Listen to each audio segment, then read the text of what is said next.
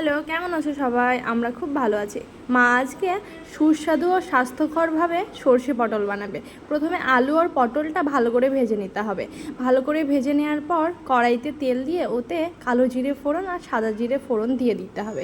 দিয়ে দেওয়ার পর ওই রসুন আর পেঁয়াজ বাটা একটা করেছিল ওইটা দিতে হবে। ভালো করে কষতে হবে না, যেহেতু আদা দেওয়া নেই। একটু কষেই আগে থেকে সর্ষেটা বেটে রেখেছিলাম ওটা দিয়ে ভেজে রাখা সবজিটা দিয়ে ভালো করে কষে নিতে হবে। আর মশলায় ওই যে লবণ, লঙ্কা গুঁড়ো, হলুদ গুঁড়ো আর কিছু দিতে হবে না, সিক্রেট মশলা কিচ্ছু দেওয়ার দরকার নেই। তারপরে ভালো করে একটু কষে নিয়ে পরিমাণ মতো পানি দিয়ে ওই রান্নাটা যখন আঠা আঠা হয়ে আসবে তখন নামিয়ে নিতে হবে। ভিডিওটা তোমাদের কেমন লাগলো একটু কমেন্টে জানিও। যদি ভালো লাগে একটা লাইক, কমেন্ট, শেয়ার করে দিও এবং সাবস্ক্রাইব করে দিও। সবাই ভালো থেকো, সুস্থ থেকো, সাবধানে থেকো। আর আমাদের এমন ভিডিও পেতে আমাদের চ্যানেলটাকে সবাই সাবস্ক্রাইব করে দাও। আর কেমন লাগলো ভিডিওটা কমেন্টে জানাতে কিন্তু ভুলো না।